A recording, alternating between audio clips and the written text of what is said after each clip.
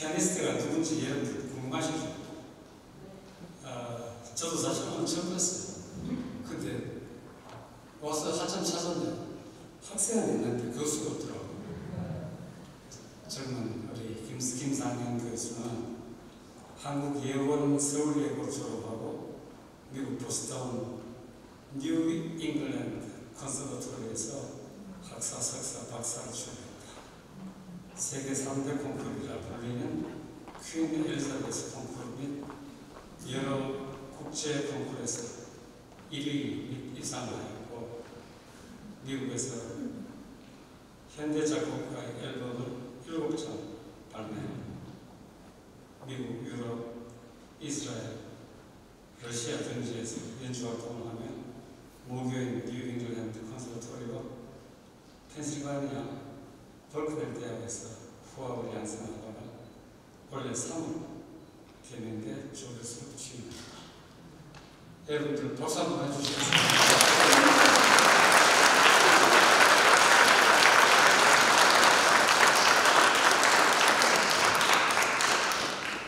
사실 3월에 오셨는데 이 코로나 때문에 오셨는지도 몰랐죠. 이런 기회가 있어서 참 다행입니다. 오늘은 76번째 독강입니다. 코로나 때문에 만나는 것도 쉽지 않고 대면으로 이렇게 만나는 게 거의 1년 훨씬 더 됐죠. 서먹서먹하게 합니다. 시작하기 전에 여러분들 너무 긴장해 계시지 말고, 긴장할 만한 이유는 있는 건데, 이거 뭐 교과서 보니까 하긴 내해도 그래서 저는 긴장을 좀 풀어드리겠습니다. 옆에 분들하고 눈인사 한 번씩 하십시오. 네, 눈인사 한 번씩.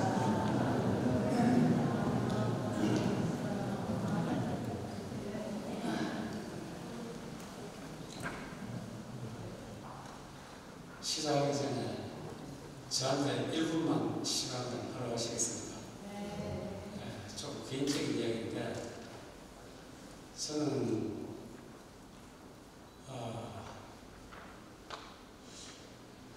학교 재직하면서 제일 높은 타이틀이 후마나 운영위원장이었습니다. 더 높은 직을 내가 못 해봤습니다. 근데 이제 공부를 쓸거로 때는 쪽으로 하다 보니까 오직을 많이 다니면서 연구하고 탐사할 기회를 제공했었죠. 근데 요단강을 못 다녀왔습니다. 이번에 요단강 다녀왔습니다. 요단강에 가니까 여전히 오늘 우리 총장님 말씀하시게 될 철로역정에 정직 노인이 요단강을 건너면서 이제 하늘에서 나팔을 불리고 은혜가 쏟아지는 그런 체험을 하는 광경이 거기 있거든요. 사실 요단강 가봤더니 강이 그렇게 크지 않아요. 그냥 점프 한번 하면 건너갈 수 있는 쉬운 곳이거든요. 그래서 너무 영광스럽게 그 정직 노인이 그 강을 건너길래 저도 따라 건넜죠. 건넜더니 뒤에서 누가 고함을 지릅니다. 후마나 사회를 하고 가야지. 우리 총장님 목소리였어요. 5개월 동안 병원에 있다가 어제 퇴원해가지고 여러분들께 인사드리고 왔습니다.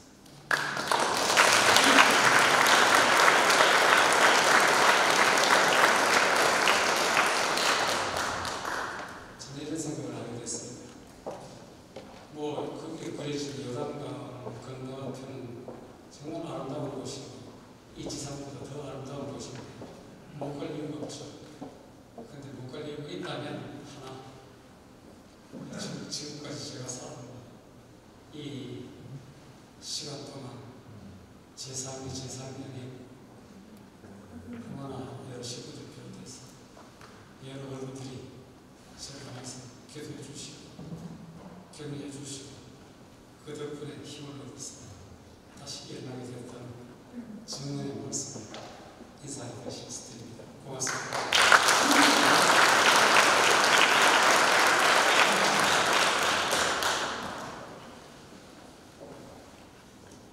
오늘은 강사가 우리 회장님이십니다. 이 제목은 벌써 2년 전에 우리가 준비를 했다가 계속 미루다가 이렇게 됐습니다. 총장님 앞으로 모시고 강의를 들어보도록 하겠습니다. 앞으로 모시겠습니다.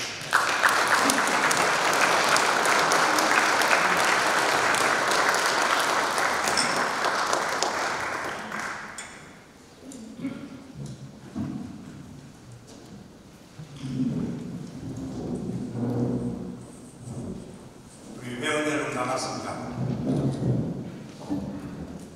타양살이 몇 년이가 손꼽아 해보니 벌써 한 2년쯤 된 것 같아요. 여러분들 우리 회원들과. 그래도 이제 가족이니까 한 분 한 분 그렇게 오랫동안 뵙지 않았다는 그런 생각이 안 들고 그 지난주에서 한 배웠다는 그런 생각이 들었습니다. 저간 어려운 시간 동안 건강하게 잘 계시다 이렇게 뵙게 되어서 참 영광입니다. 오늘 정순모 우리 공은 목사님, 김남석 이사장님, 또 박성호 총장님, 백승균 우리 목요철학 원장님 참 축하드립니다. 이번에 800주년 800회 목요철학 강의를 하신다고 해서 매주 800번 상상해 나가십니까? 800번 800주 동안 끊임없이 나오시는 새삼 정리 말씀드립니다. 문신자 회장님, 한상호 회장님, 유병선 회장님, 또 멀리서 늘 우리 고문을 계시는 이주수 교수님, 우리 좋은 음악 만들어준 김상영 교수님의 부모님 처음 나오셨는데 잠깐 저희들 인사 받으시죠.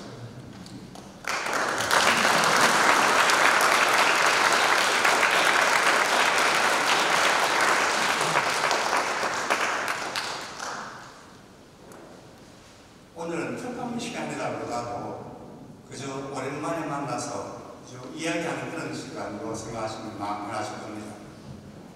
그래도 얘기하라고 하니까 나왔습니다만 제가 외부에서 이런 이야기를 들을 때, 특강을 들을 때 늘 불편하게 느낀 점이 세 가지 됩니다. 하나는 강사가 3탕, 4탕 할 때 초연이 아니고 여러 차례 반복해서 같은 거 가지고 얘기할 때 좀 짜증이 나고, 그 다음에는 주제를 거창하게 잡고 마치 뭐 있느냐 수박 끄다기식으로 펼쳐놓는 그런 강의를 할 때 불편하고, 세 번째로는 역사적으로 거대한 이름 읊어대기 때 별로 마음이 다가지 않고, 마지막으로는 여러 형태의 오류를 발견할 때, 인물이다, 사건이다, 역사적인 배경이다, 오류를 발견할 때 매우 불안하게 생각합니다. 우리 유만한 회원님들께 매우 불안하지만 미안하지만은 오늘 제가 이 네 가지 금기를 다 뺄 것 같아요. 네 가지 범죄를 행할 테니까 용서해 주시기 바랍니다. 그렇더라도 우리 가족이니까 다 이해하시리라 믿고 시작을 하겠습니다. 오늘 강의하면서 여러 가지 용어들 나옵니다. 뭐 존재니, 존재 조건이니, 인간 조건이니, 이것이 복잡하게 생각하지 않았습니다. 존재는 뭐냐? 하늘로 찢어서 아프면 그 존재입니다. 존재 조건, 인간 조건, 생로병사, 또 존재의식, 생로병사라는 것이 있구나 하고 인지하는 그것이 존재 조건의 일부이고 존재의식이라고 그렇게 생각하시면 될 겁니다. 이게 무슨 학위 논문이나 철학적인 다 그게 아니고 인문학적인 그저 담론입니다. 우리가 인문학적인 담론을 할 때 거의 대부분의 경우 고전 그리스로 돌아가서 거기에 나오는 철학자들을 등록입니다. 오늘도 예외는 아니고 아리스토텔레스부터 시작하는데 그 여러 가지 이야기들 가운데 유명한 인간은 본성적으로 알기를 원한다 하는 거기에서 시작합니다. 본성적으로 뭘 알기를 원하냐? 자연이 내가 누구냐? 어디서 왔으며 어디로 가느냐? 또 더 중요하게는 그렇게 생각하는 내가 있느냐 없느냐 하는 그런 질문들을 알기를 원하는 것이 인간이고, 그 질문이 인간이 가지는 제일 중요한 본성이라는 그런 시점에서 시작을 합니다. 인간의 그 자아를 추구하는 그 이야기를 인간의 원시적인 시점으로 돌아갑니다. 원시인들. 물론 의식적으로 존재한다 하지 않는다, 인간 조건이 뭐냐 그렇게 생각하지 않겠지만은 그래도 그들의 생활 속에는 자아에 대한 의식이 생성되지 않을 수 없을 겁니다. 살아가면서 자기는 먹이 찾아야 되죠. 먹이 찾으면서 맹수를 대하지 할 수 없습니다. 맹수들 앞에 두려움을 들지 않을 수 없겠죠. 죽을 때입니다. 그보다 더 심하게는 자연현상들, 천둥이다, 번개다, 지진이다, 폭우다, 이러한 것들에 대한 두려움이 굉장히 강하게 작용했을 것입니다. 또 그런 기록들이 남아 있습니다. 여기 보신 대로 이러한 맹수들 앞에서 어쩔 수 없이 살아가야 되는 그런 원신들의 기본적인 자세는 아마 두려웠을 겁니다. 이게 뭔지는 모르겠습니다. 원신들 보기에는 이게 무슨 괴물인지 문어인지 뭔지 모르는 이런 상상밖의 인물에 대한 생명체에 대한 두려움이 있었을 거고 찾아드립니다. 프랑스에 있는 쇼베 동굴에 35,000년 전이죠. 주로 사자 같은데 한 마리도 아니고 계속해서 그리니까 얼마나 무섭겠어요. 코뿔소들인데 재밌는 것은 위에 코뿔소 여러 마리를 동시에 혹은 한 마리가 여러 행동을 하고 그 모습입니다. 나중에 다시 잠깐 언급하겠지만 20세기에 들어와서 두샹이라는 화가가 계단 내려오는 여성상 기억하시죠? 보통 우리가 미술 하면은 한순간에 한 공간입니다. 사진작가 찍어놓으면 그게 이제 예술이고 미술인데 이것은 한순간이 아니고 여러 순간과 여러 배경을 하고 저기 이제 음악적인 그런 미술인데 그런 의식을 하지 않고 그랬겠지만은 우리는 그렇게 풀이를 할 수 있다는 그 말씀입니다. 여기 보시면 그 맹수 앞에 사람이 누워 있습니다. 그 맹수를 무서워해서 피하지 않으면 죽는다. 사람 뻗어있죠. 또 앞에는 새가 한 마리, 아마 독수리일 겁니다. 저 맛있는 거 언제 먹을 수 있을까 하고 기다리는 그런 상태를 우리가 볼 수 있고, 이건 의사 17,000년 전이라고 하겠습니다. 이런 원신들의 세계를 지나서 우리가 그 지역, 메소포타미아 지역으로 쭉 내려오면은 아브라함이 살았던 그 우르지로 거기에 우르 왕국이 기원전 2,500년 그때 존재했었고 거기에 잘 아시는 길가메시라는 왕이 통치하고 있었습니다. 길가메시인데 키가 5m 이상이고 지금 안고 있는 것이 고양이가 아니고 사자입니다. 그만큼 거대한 인물이라고 하는 것이고 또 여기에 이 거인이 그냥 갑자기 나타나는 것이 아니고 다른 여러 문서에서도 나타납니다. 구약 성서에서도 신들의 아들들이 사람의 딸들을 취하여 낳은 거인들, 네필림이다, 모델인 거인들이 등장하고 또 사해 문서에 거인 편에 길가메시가 언급이 됩니다. 그러니까 역사적인 인물이었으면 틀림이 없다고 생각을 합니다. 특이한 점은 이 길가메시의 생애인데 예언에 길가메시가 태어나면 자기 할아버지를 죽이고 왕권을 찬탈한다 하는 그런 예언이 있어서 태어나자마자 할아버지가 손자를 데리고 절벽에서 떨어버립니다. 독수리가 나와서 취해가지고 어느 정원사에 맡기고 그 정원사 설하에서 살아서 나중에는 결국 우르 왕국의 왕이 되었다는 그런 이야기가 있습니다. 이 거인의 생애를 이게 우르 왕국의 예성들이고 이 거인의 생애를 이런 흑판에서 볼 수 있는데 19세기 중반 1840년대 학자들이 이 지역, 저 메소포타미아 그 지역을 발굴하다가 헐판을 한 3만 장 발견했어요. 헐판이라고 해서 거대한 판이 아니고 손가락만한 거죠. 그 중에 12편이 길가메시 왕에 대한 것인데 발굴자들이 놀란 것은 거기에 홍수 이야기, 마치 노아의 홍수 이야기와 똑같은 홍수 이야기가 있었습니다. 이 헐판은 아마 학자들 생각에 기원전 2100년, 그러니까 우리가 추측하는 그 노아의 연대보다도 1600년 그 전에 이미 노아에 나타나는 홍수 이야기가 나왔다는 거죠. 이것이 서구 사람들 굉장히 놀라게 했습니다.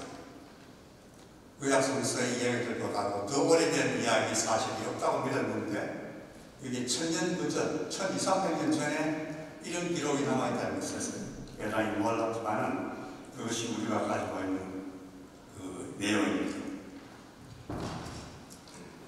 여기에 이제 우르 왕국의 왕을 위한 선물들을 치고 나갑니다. 우리 이 지게 같은 곳에 무엇을 실을지 모르지만 짓고 양들 오락, 단절, 또 말 여러 가지 형태의 물품을 제공하려고 하고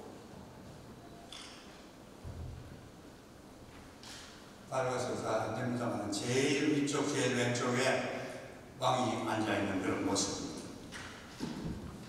이것이 길가메시인데 그 옆에 서 있는 사람이 엔키두라는 야인입니다. 우리가 이 사람을 주목하는 것은 사람이 아니라 처음에 태어날 때 야생인으로 태어났습니다. 그것이 자기의 운명이었습니다. 여기서 보이듯이 불을 하고 있는 야생 동물 같은 인간인데 신들이 그 운명을 줬어요.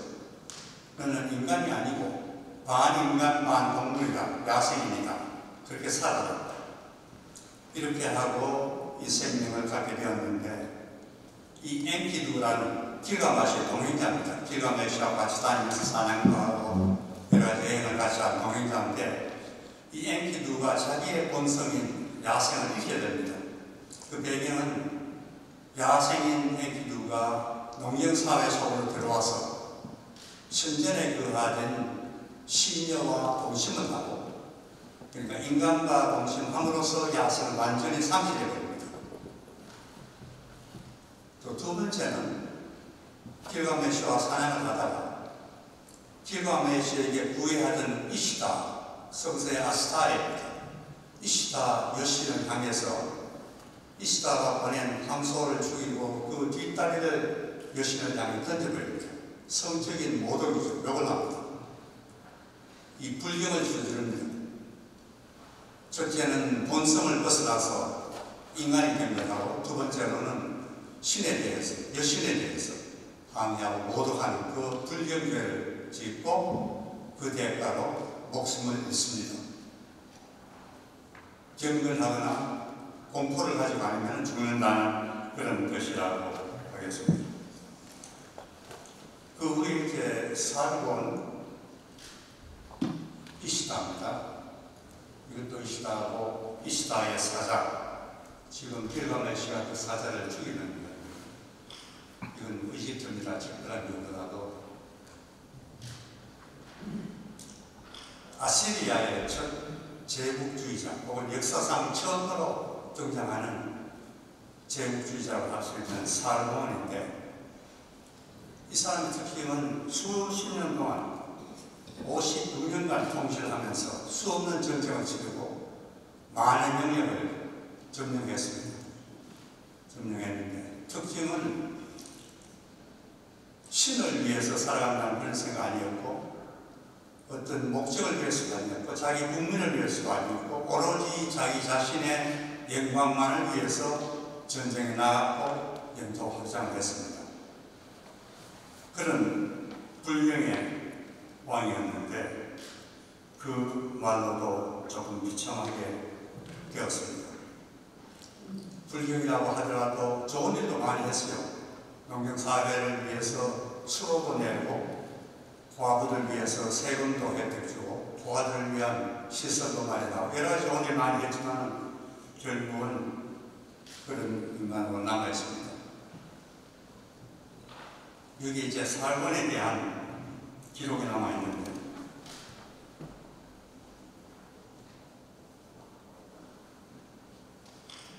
이것 역시 뿔판의 세계 문제입니다.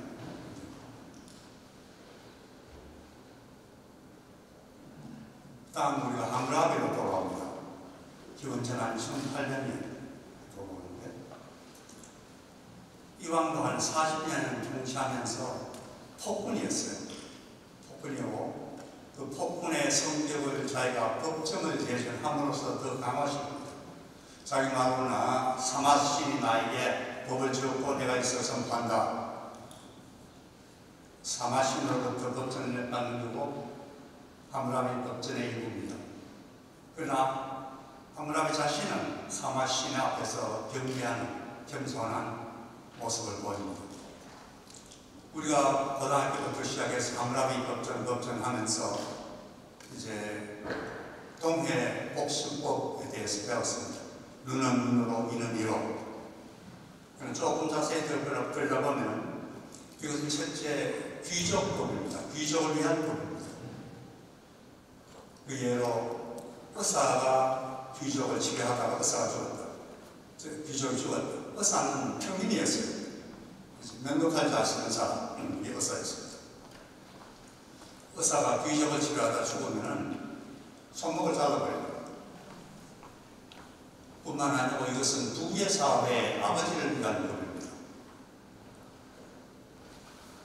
아들이 아버지를 부인하면 손목을 잘라버리고, 양자가 아버지를 부인하면 혀를 잘라버리고, 그건 귀족 사회법이고 부의 사회법, 이것이 하무라비 법인데, 법 자체가 어떤 법치 국가를 만든다, 법 앞에 증명한다 이런 생각보다는 오히려 통치의 수단, 그 수단은 공포였어요. 내가 만든 법, 사마시라고 하지만 결국 자기가 만든 법을 따르지 않으면, 즉 자기에게 복종하지 않으면 죽는다, 이런 내용이고, 거기에는 늘 하는 이야기가, 자기가 하는 이야기가 내 말에 순종하지 않으면 저기더러 내 사나운 눈을 들어 너에게 죽음을 선고한다, 이런 표현입니다. 그 정도의 심각한 이 통치자였고, 자기가 요구한 것은 모든 것에 대해서 자기를 존경하라, 자기를 공포의 대상으로 삼아라. 구약 성서의 용어를 한다면 자기를 경외하라, 이런 뜻입니다. 구약 성서에도 이론에 따라서 틀립니다만 기원전 1500년 전년부터 기록되기 시작했다고 생각되는 구약 성서에서도 아시는 바와 같이 정의에 대한 생각과 용어와 사건들이 많이 일어납니다. 잠언 전도사 할 때도 많이 일어납니다. 전도서에는 여호와를 경외하라, 이것이 인간의 본분이다. 또 더 강하게는 예레미야에 보시면 야훼 하나님이 직접 명령하시는 장면이 있습니다.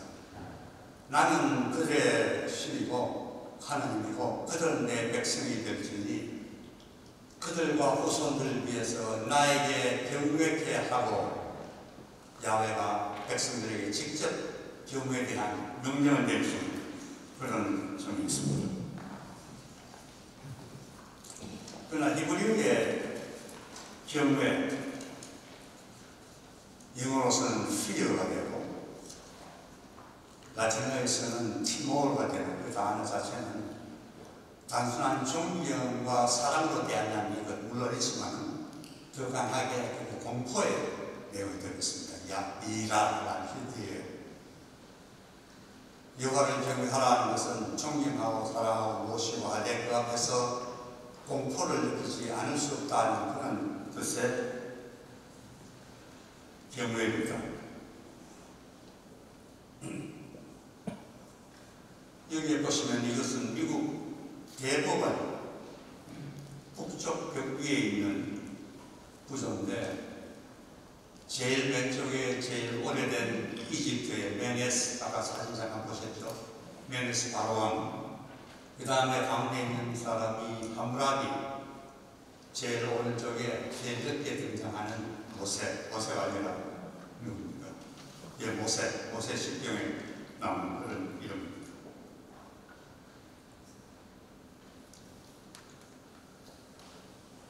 여기 메네스보다 훨씬 뒤에 람세스 1300년대에 람세스 바로왕 여기 나옵니다.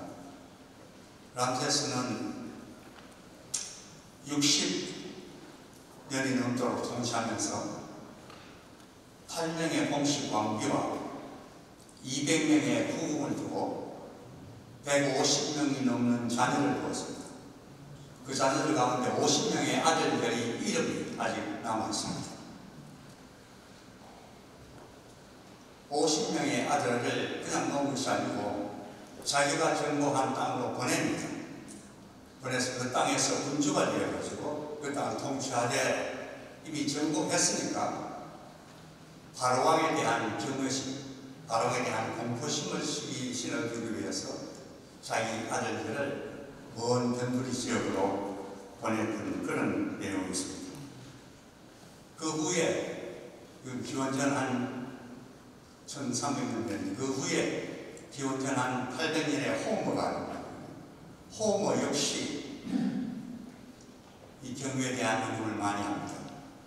천하무적인 아킬리스도 아테네 여신 앞에서 고백하기를 아테네 여신을 공경하는 것이 나의 본분이니이다 하고, 또 제우스하고 아테네 여신이 대화하면서 제우스가 이르기를 신을 공경하고 제사를 많이 드리는 오디소이스를 내가 어떻게 잊어야 신들을 공경하는 오디소이스를 인정하는 제우스의 모습을 우리가 볼 수 있습니다. 이런 모든 것에서 볼 때 원시인들이 공포를 느꼈던 그런 면이나 혹은 첫 인류 사회의 왕들이 느꼈던 또 강조했던 그런 면들을 보면은 인간이 자아에 대해서 가진 첫 번째 의식이 아마 공포에 관한 것이었을 거고, 우리가 낼 수 있는 결론은 나는 경외한다, 그러므로 존재한다, 딴 생각 없습니다. 신들이나 자연현상이나 이런 데 대해서 내가 공포를 느끼기 때문에 내가 살아있고 그것이 내 존재다. 나는 경외한다, 그러므로 존재하는 데가 첫 번째 존재의식이 됩니다. 그 다음에는 이런 경외의 영토를 확장하는 의미에서 정복이 시작됩니다. 새로운 능력을 정복하고 거기에 자기에 대한 공포를 심어줍니다. 첫째는 우리가 알렉산더 대제에서 봅니다. 비록 33살에 사망했지만 18세 첫 전쟁 이후에 한 번도 접은 적이 없는 그런 장군이었고 제왕이었습니다. 여러 가지 타이틀을 가지고 있습니다. 바빌로니아, 아시리아, 페르시아 왕 등등. 또 한 번은 페르시아의 다리오 왕, 성세가 나오는 다리아 왕과 이수스에서 접전할 때 이미 다리오 왕의 모친과 그 처와 딸들이 알렉산더의 포로로 있었습니다. 그래서 알렉산더가 폭군이었지만, 다른 정복자와 다름없는 아주 잔인한 폭군이었지만 인간성도 있었던 것 같아요. 알렉산더가 다리오한테 편지를 내면서 다리오, 너가 내 앞에 와서 무릎을 꿇으면 내 부인과 딸과 자식들을 그대로 온전하게 보존해 주겠다. 사실 이런 거 없더라도 알렉산더는 포로에 대해서, 적장의 아내와 딸들에 대해서 최대 존경을 다하고 대하고 손을 건들지 않았습니다. 그런데도 불구하고 그것을 족을 위해서나마 다리오 왕은 거절하고, 다리오 왕이 통치하는 페르시아에 이군지를 주겠다 해도 싫다, 너가 내 앞에서 꿇어라. 결국은 다리오의 패배로 전쟁이 끝났고 알렉산더는 계속해서 알렉산더로 남아있습니다. 물론 나중에 우리가 이야기하는 헬레니즘의 원동력이 된 알렉산더가 되었죠. 여러 이름으로 알려져 있습니다. 알렉산더, 익산더, 아스칸더, 다칸더, 여러 이름으로 열절히 알려져 있고, 지금까지 알렉산더가 직접 건설했구나, 후세인들이 알렉산더를 기념해서 세운 도시가 70여 개 됩니다. 역사의 어떤 영웅, 어떤 제왕도 자기의 이름을 단 도시를 70개가 아니라 10개도 못 이루지만은 그런 기록을 가진 알렉산더입니다. 그 다음에 로마의 시저로 돌아옵니다.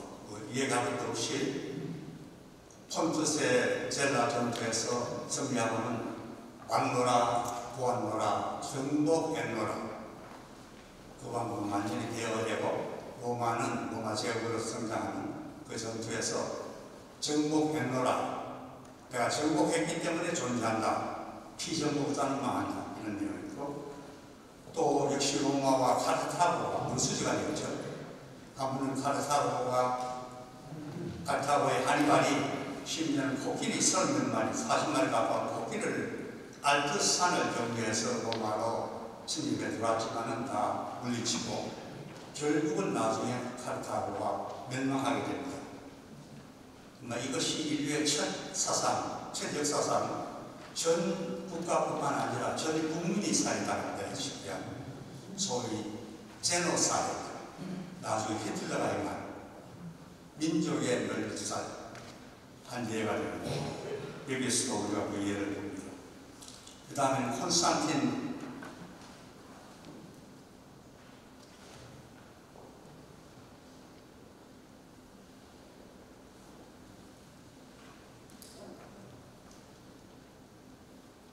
총사람에 대해서 우리가 무슨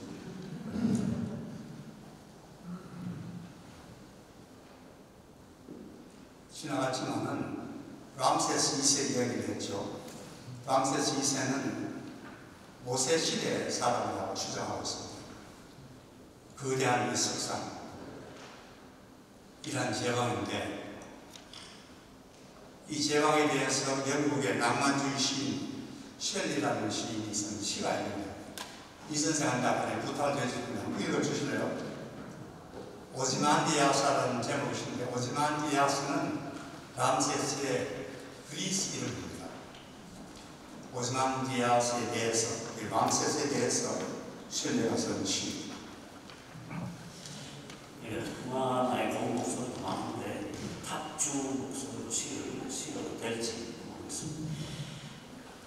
정말 오지만디아스, 고대 문명의 땅을 둘러온 한 여행자를 만났는데 교재 15페이지입니다.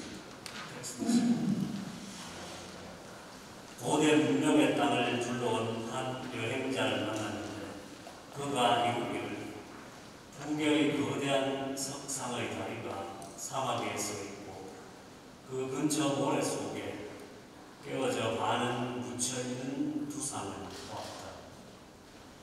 삐뚤어진 입술, 무정한 명령을 내리며 비웃는 모습, 아직 남아있으나 생명 없는 돌덩이에 그의 잔인한 열정을 조각가가 잘 새겨 놓았다. 그리고 그 아래 발판에는 이런 글이 보였다. 내 이름은 오지만디아스, 왕 중의 왕. 너희 위대한 군주들아, 내가 이루어 놓은 업적을 보고 절망하라. 그 외에는 아무것도 남은 것 없고 끝없는 황무지, 고독하게 펼쳐진 모래가 거대하나 파손된 돌덩이 주위로 지평선까지 멀리 뻗어 있을 뿐입니다. P.B. 셸리였습니다. 고맙습니다. 이란 제왕, 죽은 미라입니다. 흥미로운 것은 이 미라를 좀 검진하려고, 종합 검진하려고 이집트에서 프랑스로 데려와야 됐어요. 어떻게 부패되었나, 어떻게 보존하냐, 그런 문제겠죠. 그런데 이것을 어떻게 반입하냐, 이게 문제가 생겼습니다. 이건 물건도 아니고 사람도 아니고 동물도 아니고 뭐냐. 제일 첫 번째 제안된 것이 근어물이었어요. 근어물은 너무 과하다. 바로왕을 어떻게 근어물을 싫어하느냐. 그래서 결국 해결한 것이 왕으로 대하기로 하고, 왕으로 대하더라도 신분이 있어야 되니까 왕정을 만들고 생년월일을 1303년 BC 월일보다도 초생년도를 1303년을 해서 이집트에서 프랑스로 데려와서 검진하고 다시 또 이집트로 돌려보냈습니다만 이란 바로 왕들 기억을 합니다. 다시 돌아와서 콘스탄틴 대제 잘 아시듯이 이 표적으로 십자가 표적으로가 승리하리라 했는데 여기 또 승리가 나오고 정복이 나옵니다. 흔히들 우리 생각하기에 밀라노 칙령이 기원전 4세기 초에 생긴 밀라노 칙령이 기독 교인들을 위한 칙령이다. 그것은 사실 아니었습니다. 콘스탄틴이 대륙을 많이 점령하고 나니까 수많은 종족의 수많은 종교가 일어났겠습니까? 그러나 어느 정도를 어떻게 하랴?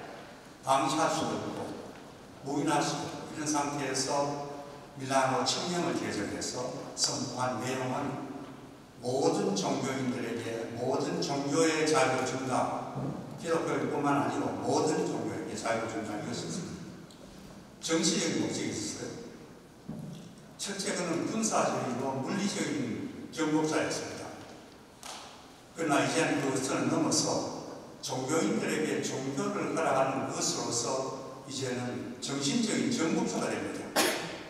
믿어도 좋다. 그러니까 종교인들은 그걸 존중하지 않을 수 없겠죠. 경외하고 복종하는 그런 아주 영리한 통치자였어요. 자, 알렉산드리아에서 콘스탄틴까지 어떤 형태든 이러한 정복자들이 정복을 통해서 자아를 확립하고 자아를 주장하게 됩니다. 여기서 우리가 결론 내릴 수 있는 것은 이제는 경외가 아니고 경외와 정복을 받겠다. 나는 정복한다, 그러므로 존재한다. 이것이 인류 의식의 두 번째 단계입니다. 그러나 이 두 번째 단계, 정복의 단계가 지나면서 자연의 정복자가 생각하기 마련입니다. 똑같은 일 반복해서 정복할 때 그 정복의 비참함을 느끼지 않을 수가 없겠죠. 자기의 분배나 접근이나 비참하게 죽어가는 모습을 보고 항상 정복자라고 춤추고 야단 것을 키우는 그런 일은 아니었습니다. 점차적으로 생각이 바뀝니다. 이것이 항구적이냐, 내가 이것을 계속해야 되느냐, 자칫 잘못하면 내가 정복자가 피정복자가 될 수 있지 않느냐, 이 정복의 개념을 상대화시키고 정복자 자신을 피정복자로 만드는 시각을 두기 시작합니다. 이것이 이제 사색이죠. 이게 옳은일이냐. 이 사색은 우리가 로마 황제 아우렐리우스, 마르쿠스 아우렐리우스 봅니다. 잘 아는 글라디에이터 영화에서 등장하는 황제고, 그 아우렐리우스가 전쟁터에서 쓴 명상록은 물론 너무나 잘 알려져 있고, 그 내용 중에 여러 가지 비폭력적이고 비황제적인 발언들이 많습니다. 자꾸 상대화시키고 자기를 비하하고 이런 발언들 많이 있습니다. 황제고 정복자니까 자기의 발언이 절대적이고 자기의 명령을 거부하면은 물론 목숨을 잃게 만드는 것이 정복자 황제의 일이지만은 그 마음속에는 이러한 사색하는 철학적인 생각들이 돕기 시작합니다. 너가 듣는 것, 진리가 아니고 전 편견이죠. 내가 듣는 것도 나의 편견이다. 보는 것, 시각이지 진리가 아니다. 또 하늘 높은 줄 모르고 날뛰던 개선장군 황제가 말하기를 내가 천년만년 산다고 생각하지 마라.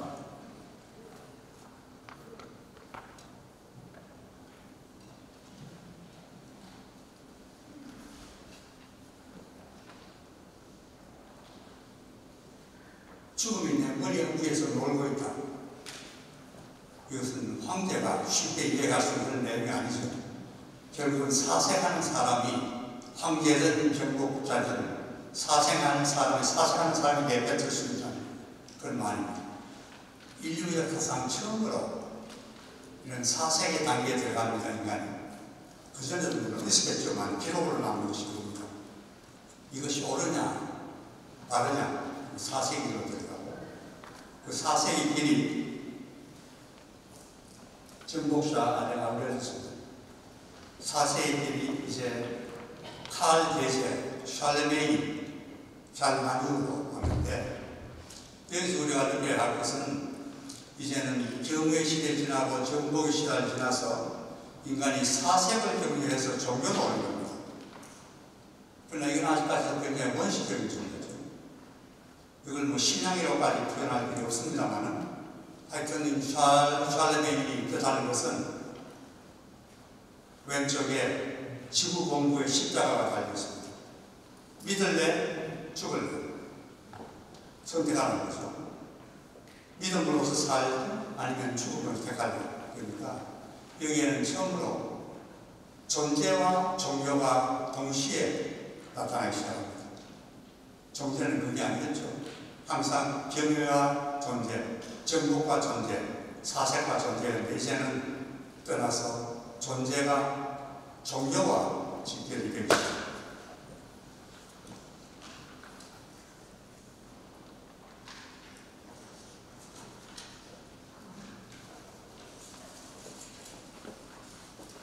샤르메인의 적이 많이 있습니다. 많이 있고 하나 14세기 때 이태리 르네상스의 페트라카가 로마 폐망 5세기 이후에 유럽 대륙의 12세기 신앙시대까지 몇백 년은 암흑시대다. 암흑시대라고 할 수 있지만 사실 암흑시대가 아니었어요. 여기 샬레메인이 있습니다. 칼 대제. 그냥 칼 대제가 무식을 했어요. 라틴어를 읽지 못해서 선생 데리고 라틴어 배우는 그런 무식한 사람이었지만 그럼에도 불구하고 굉장히 엄청난 일을 했습니다. 옛날 자료들 수집하고 민속자료 수집하고 보안 설립하고 등등 많은 좋은 일을 하고 우리가 눈여겨봐야 될 것은 이 황제가 지켜볼 그 자세, 말씀드린 것과 같이 이제 존재를 종교와 연결시키는 이 고리는 11세기 이후에 오는 신앙의 시대 중간달입니다. 우리가 11세기, 12세기로 넘어오면은 이제는 존재가 신앙과 직결이 됩니다. 이 중세 유럽에 우리가 봐야 할 세 사람이 있습니다. 중세를 대표하는 처음에 성 안셀무스, 캔터버리 대주교였습니다. 스콜라 철학자였을 때 그렇게 강한 논리자는 아니었고 그러나 논리를 신앙에 접결시키려고 하는 그런 성자였습니다. 이 사람이 한 말이 매우 중요한데 나는 알기 위해서 믿는다. 알기 위해서 믿는다. 인간으로서 모든 사람을 자기 현상에 대해서 알아야 되니까 알기 위해서는 믿음이라는 세계를 인정 안 할 수 없다. 됐는데 그 반대로 두 번째 인간은 베얼나드라는 신비주의자였습니다. 신비주의자 하는 이야기는 나는 알기 위해서 믿는다는 것이 아니고 나는 체험하기 위해서 믿는다. 무슨 체험이냐? 신비로운 체험. 이것은 순간적인 무슨 경지가 아니고 평생을 단련하면서 수련하면서 하나님께 접근하는 그 과정을 경배해서 생기는 그 신비로운 경험을 하기 위해서 나는 믿는다. 세 번째 인간이 매우 좀 이단적입니다. 에벌라르라는 학자인데 아마 중세의 가장 중요한 철학자 중에 한 사람일 겁니다. 여기 철학자들 많이 계시는데 판단하면 그렇게 내려주고 싶습니다. 이 사람은 믿음에 대해서 직접적으로 언급하면 별로 없습니다만 좀 고약하게도 가르치는 것이 아리스토텔레스가 세상에서 제일 훌륭한 철학자다 하면서 그 방법을 제시하는 것이 우리 첫째 의구심을 가져내고 의구심이 질문으로 이어지고 질문이 진리에 도달한다. 굉장히 무서운 생각이죠. 교회 교리가 절대적인 진리라는 그 시대에 질문을 통해서 진리에 도달한다. 또 아리스토텔레스가 최고의 철학자가 하는 이런 사상을 가진 사람이었는데 그 사상이 수용될 수는 없었겠죠. 물론 함당하고 했습니다만 그런 인물이 이 시대에 세 사람이 대표하고 있습니다. 에벌라드에 대해서 조금 마음 아픈 것은 역사에 남아있는 가장 좀 애절한 연인 중에 한 사람인 겁니다. 자기가 젊었을 때 어느 집에 가정교사를 갔었는데 가정교사로 있던 그 집에 딸이 엘로이즈라는 젊은 여성이었는데 두 사람이 서로 사랑하게 된 그 사실을 엘로이즈의 아버지가 발견하고 폭군들, 깡패를 동원해서 에벌라드를 거세시켰습니다. 그 정도로 강한 행동을 한데도 불구하고 두 사람의 관계는 지속적으로 연결되고 그 나중에 에벌라드가 수녀원에 갔을 때도 자기 아버지가 가지 않고 오로지 그 에벌라드만이 방문했습니다.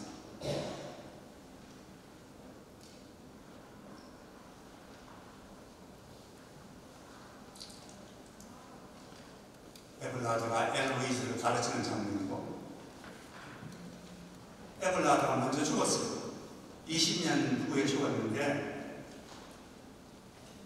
20년 후에 죽은 엘로이즈를 에벌라드 석관 옆에 눕혔더니만은 전설에 의하면 엘로이즈가 에벨라를 향해서 몸을 돌리더라. 죽을 지신이 자기의 애인을 향해 몸을 돌리더라 하는 그런 전설이 남아있습니다. 저는 이렇든 간에 중세를 통틀어서 보면 이 세 사람이 대립하는데 아주 이단적인 에벨라 이 친구를 제외하고 나면은 앤슬과 신비주의자 베르나드가 남습니다. 이 두 사람의 공통분모는 믿는다. 난 알기에서 믿는다. 난 체험하기에서 믿는다. 그냥 믿는다가 중요했습니다. 이제는 경외도 아니고 정복도 아니고 사색도 아니고 오로지 믿음이 중요해지고 우리가 내릴 수 있는 결론은 나는 믿는다. 그러므로 존재한다. 세 번째 답입니다. 에벨라의 무게 여러 개 있겠지만 지난번에 우리가 특강을 들은 것 중에 하나가 토마스 아퀴나스에 들었습니다. 이 세 사람의 중세 철학자들 한 150명을 존재하는 토마스 아퀴나스인데 워낙 대학자가 되어서 여러 명칭을 얻습니다. 천상의 학자, 교회의 학자, 소위 만물 박사적인 대석학이라는 명칭을 얻은 석학이고 그 스승이 알베르투스 마그누스입니다. 토마스 아퀴나스가 고향인 네이플스 근처에서 태어나서 나폴리 대학에 입학을 하는데 나폴리 대학의 역사적인 배경은 그 당시 황제 프리드리히 2세가 이슬람 학자 이번 부시라는 혹은 아베로에스라고 알려진 그 학자의 사상을 읽고 감동해서 나폴리 대학을 설립했다는 그런 설이 있습니다. 저는 그런 대학에 입학해가지고 처음으로 이슬람 문화와 접촉을 하게 되고 그것이 근중하게 이준데 그 중에 하나가 이성의 작용이었습니다. 신앙의 이성이 접목되는 그 과정을 토마스 아퀴나스가 보여주고 이것이 그의 대작인 숨마 테올로기가 신학 계전이라고합니까? 대전이라고합니까? 거기에 나타납니다만 이 신학 대전은 미완성 작품입니다. 비록 2단에 3000페이지, 6000페이지요. 6000페이지고 긴 그런 넉적이지만 미완성이고 미완성이 된 이유는 말년에 토마스 아퀴나스가 반신비주의적인 그런 그 현상을 보이기 시작합니다. 혼자 기도하고 묵상하면서 공중에 뜬듯이 몸을 회전하는 신비주의적인 체험을 하고 나중에 주위에서 묻습니다. 그때 반뜬 상태에서 회전하는데 무엇이 일어났습니까? 하니까 예수님만 없다. 예수님과 대화했다. 무슨 대화했습니까? 예수님이 토마스 너 나에 대해서 바르게 이해하고 좋은 걸 많이 썼더라.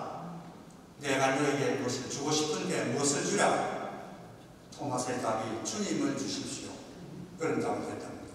그런 전설이 있고 이 토마스 아퀴나스가 좀 느린 편이었습니다. 행동도 느리고 한데 자기 스승 알베르투스 마그누스가 된 별명이 황소였어요.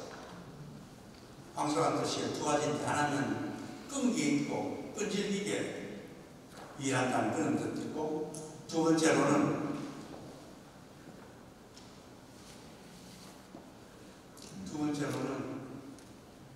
황소의 머리가 큽니다. 토마스 아퀴나스고 여기에 아마 이것이 숨마 테올로기가 사진이십니다. 이런 2단의 페이지를 3000페이지, 결국 60페이지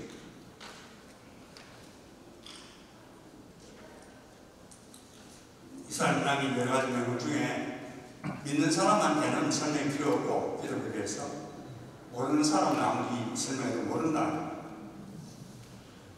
역사적으로 보면 이 토마스 아퀴나스 이상이 아리스토텔레스하고 또 나중에 4, 5세기 때 기독교 성자학자인 오거스티누스 이 사이에 처해 있으면서 그 사이를 조화롭게 이루어지려고 하는 가톨릭 교회의 학자가 아닌가 싶습니다.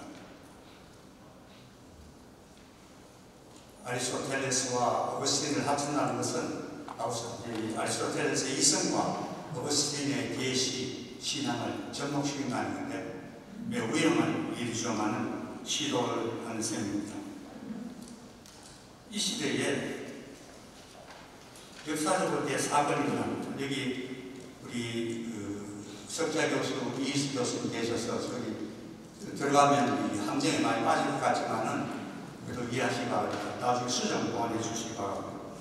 이때 역사적으로 큰 사건이 일어납니다. 12세기, 13세기 십자군 전쟁이죠. 십자군 전쟁인데 십자군 전쟁에 바로 들어가기 전에 이슬람 문화권 잠깐 넘어가 보면은 8세기 때 이미 8세기 유럽은 카르로스 마그누스 그 시대 이 시대 이미 문명이 꽃을 피기 시작했습니다. 이슬람이. 그러고 나서 9세기 들어가서는 알마문 시대로 하는 이 시대에서는 정말 세계적인 문화국가되고 박다든 천하 제1의 한국 도시가 됩니다. 그게 하우스 오브 비스덤, 지혜집이라는 것을 건설하고 이 지혜집은 국제적인 연구기관이 되고 모든 세계 학자들이 다 모였습니다. 이게 모여서 과학뿐만 아니고 철학, 문학 모든 것을 연구를 하고 여기에 논쟁을 하는 그런 이슬람 학자들이 지혜전당에 모이고 그 지혜전당에서 baghdad 도시를, 신도시를 설계했습니다. 원형에. 물론 전시화되지 않았지만 아주 합리적으로 어디에 무엇이 있고 가운데 무슨 나무들이 있고 그 정도의 합리성을 가지고 학문성을 가진 그런 시대였고 그런 시기였습니다. 지혜전당. 지혜전당에서 한 아주 중요한 것 중에 하나가 번역 작업이었습니다. 우리는 쉽게 그리스가 중으로 유럽 들어갈 때 라틴 경로에서 왔지 그렇게 쉬운 경로가 아니었습니다. 고대 히브리어, 고대 그리스가 그 다음 단계로 아람어로 번역이 되고 아람어가 이슬람어로 번역이 되고 이슬람어가 결국은 중세 라틴어로 번역이 되면서 히브리어, 그리스가 유럽으로 전달되었습니다. 그 여러 중간 관계를 거쳐서 번역되는 고전의 번역 작업이 이 지혜전당에서 이루어집니다. 이러한 문화권을 가진 국가와 유럽이 처음으로 이제 상종을 하게 됩니다. 이 문화권에서 여러 가지 학자들 많습니다. 저는 많고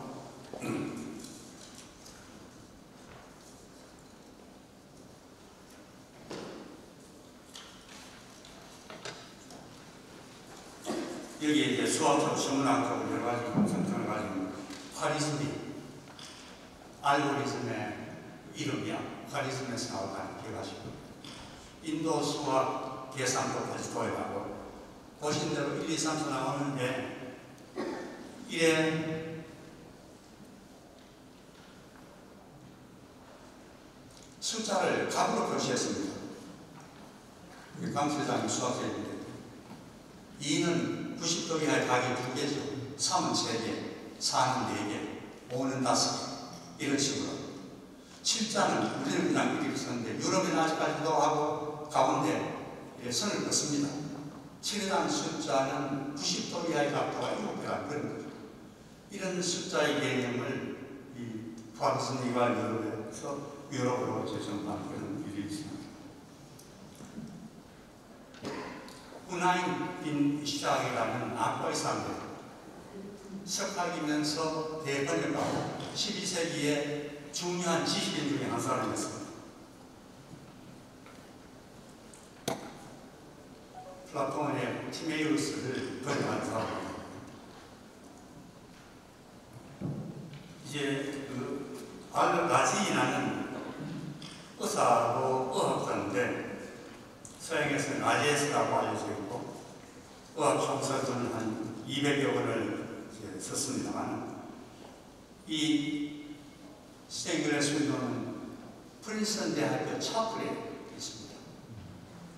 아랍인의 모습을 그 엄격한 개신교 대학 프린스턴 들구나 차플에 세계적으로 좀 놀랍습니다. 여기 알파라비라는 학자가 있는데 아래 사람 이거 얼굴이 있죠. 사람들은 위에 알파라비를 아리스토텔레스 다음 가는 학자다. 다음 가는 스승이다. 아리스토텔레스 다음 가는 스승이라면은 존 카넬리는 아마 누굽니까? 다니엘 크레이그의 첫 스승이 되겠죠. 여기서부터 이제 가장 위대하다고 생각하는 알비룬이라는 박사입니다. 천문학자하고 또 여러 형태 의학자하고 약품도 개발하고 지구 인력을 제시하고 사실 지구 둘레를 1%의 정확도 이내에서 측정한 과학자입니다. 대단하죠. 이 사람이 쓴 여러 가지 자료들, 독립보감보다도 600년 전입니다. 자연에서 약품을 개발하는, 여기도 보면은 뱀의 물리상을 어떻게 치료하라는 그런 내용이 나와 있는데, 내용은 이 인근에 있는 이런 식물의 열매를 혹은 잎을 따서 어떻게 끓여가지고 먹이고 나서 그 뱀을 잡아다가 뱀도 먹으라는 그런 내용인 것 같아요. 자, 이 양반은 고대와 르네상스 시대의 가장 위대한 박사라고도 우리가 인정을 아니할 수 없습니다. 네부칸네자와의 전쟁을 묘사하고 있고 10개의 원이 동시에 돌아가는 이런 과학자였습니다. 상상하기 힘들죠. 21세기의 시계도 그만큼 10개 이상의 원이 동시에 돌아가는 예는 없습니다. 여기에 이제 새로운 학자가 등장합니다. 이번 시나 혹은 서양에서는 아비세나라고 부르는 학자입니다. 아비세나도 의학자였고 철학자였고 신학자였고 여러 가지 다 했습니다. 450여 권의 책을 썼고 그의 의학 전공은 나텔로 번역되어서 한 500년 동안 유럽에 사용한 의학 교수로서 존재했습니다. 또 모든 학문을 총망라한 대백과사를 썼고 그의 광석 분류는 19세기까지 사용되었습니다. 태국 가톨릭대학의 손병 총장이라고 계셨습니다.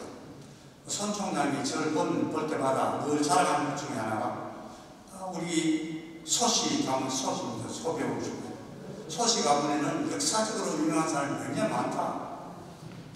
예를 들면 소크라테스도 있고 소피아 도렌도 있고 그 신가는 누구 있노? 아무리 생각해봐도 신데렐라밖에 없어요. 신데렐라. 너무 좀 동하지 있고 이래서 이번에 보니까 신하도 신이라고 해서 다음 만나면은 물론 우리한테 신하 아비세나도 있다. 이리 신하도 있다. 신가도 그렇게 무시하지 마라 하라고 그런 얘기를 해요. 이 아비세나도 이런 의학자였어요. 여기 우리 이제 아베로에서 하는 혹은 이번 루시라는 서양 이름이 아베로입니다. 이 양반은 아퀴나스하고 단테가 숭송하기를 아리스토텔레스의 최고 주석자다. 중세에는 아리스토텔레스가 그저 경전입니다. 성경 다음에 아리스토텔레스가 그만큼의 학자의 최고 주석자라 그러니까 얼마나 위대했겠어요. 따라서 그 덕분에 이 아베로스가 이건 또 다른 사람입니다. 아베로스가 아테네 학당이죠. 거기에 등장하는 유일한 아랍인이 됩니다. 이 시대에 그림 중에 하나인데 여기 올린 것은 보시면 제일 아래는 음식을 준비하죠. 그 다음 처음에는 통화가 오죠. 마지막 위에는 통화를 들으면서 음식을 즐기는 그런 모습인데 우리 연대학교 보직자들에게 총장을 이런 식으로 좀 대접해라 그래도 안 했습니다.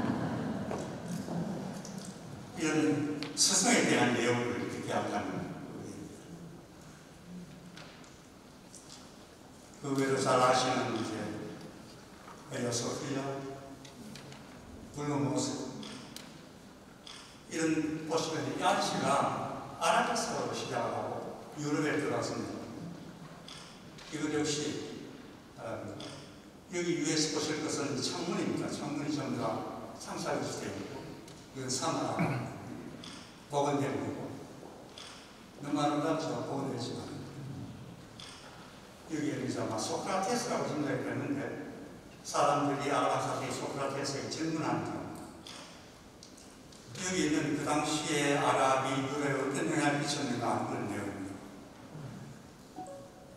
자세히 보시면은 이 강단에서는 학자, 강사는 이제 무슨 모자나 수염을 보면 아랍이 유명해요.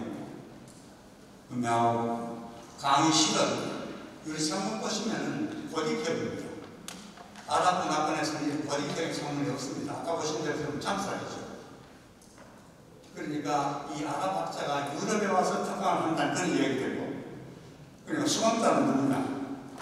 보시면 모자는 다 쓰고 있지만은 아랍 모자가 아닙니다. 유럽의 성제 모자고, 모자 안 쓴 사람들이고, 또 상당수가 수염이 없습니다. 아랍 사람들과 수염 없으면 마음은 아랍이 아니시고요. 그걸 보면은 아랍 학자가 유럽에 와서 유럽인들에게 강의한 그런 모습. 제가 제일 좋아하는 것은 제일 오른쪽 하단에 있는 이 친구 제일 좋아해요. 조용하게 혼자 묵상하는 사람.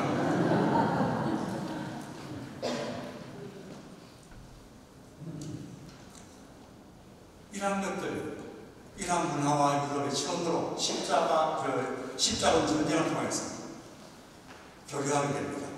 많은 것을 배우죠. 소위 스스로 문화인이라고 생각했던 유럽인들이 야만인 이슬람과 접촉하면서 문화 연수를 하는 거예요.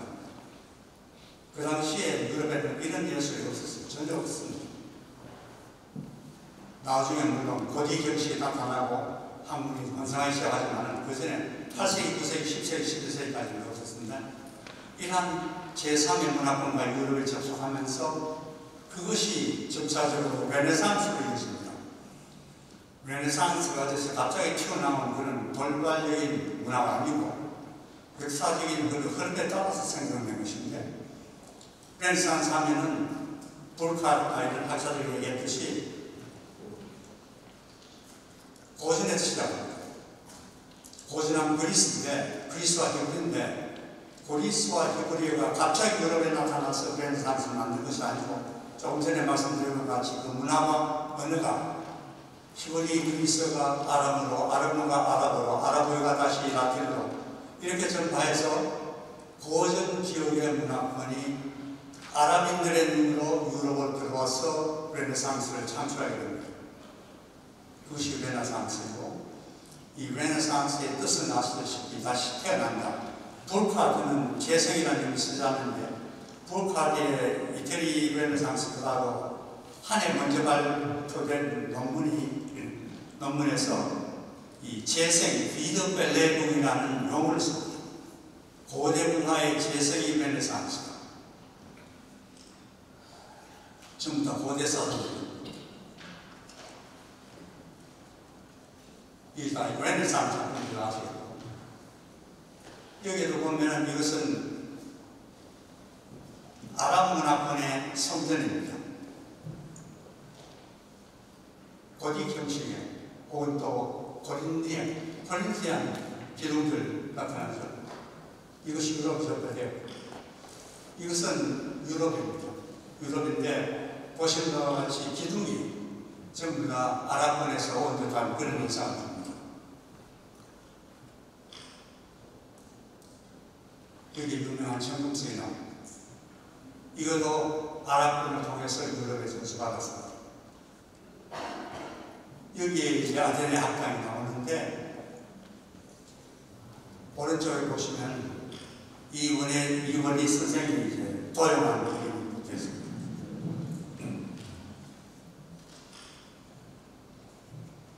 제일 뒤에 물론 플라톤하고 아리스토텔레스가 써 있고, 제일 앞에 책상 앞에 이렇게 머리 보고 있는 사람이 헤라클라이토스라는 소위 웃음의 눈물에 철학합니다.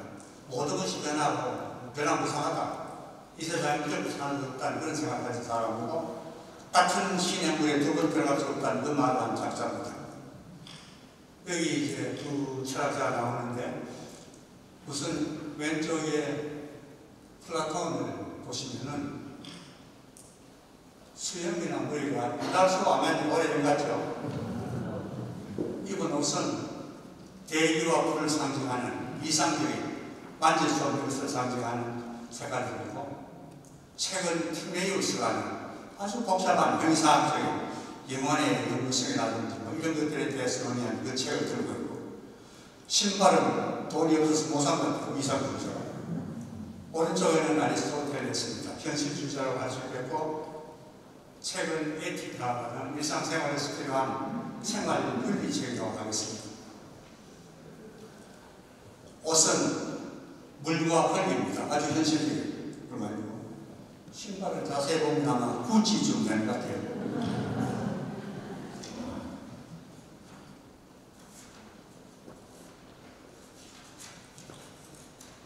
이렇게 해서 유럽이 이슬람 문화권을 통해서 새로운 문화를 재창조하게 됩니다. 보시는 것이. 우리가 내릴 수 있는 결론, 나는 재창조한다, 그런 거 존재한다. 이렇게 결론을 낼 수 있겠습니다.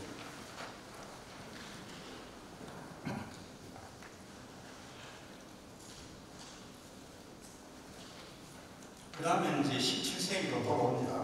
17세기로 돌아오는데, 17세기는 이제 과학적 탐구의 시대고, 또 우리가 잘 아는 아주 유명한 사람들이 살았던 시대.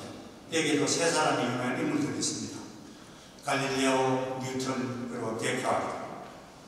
갈릴레오는 다 잘 아시고, 뉴턴 마찬가지고. 뉴턴의 그 수학 논리들은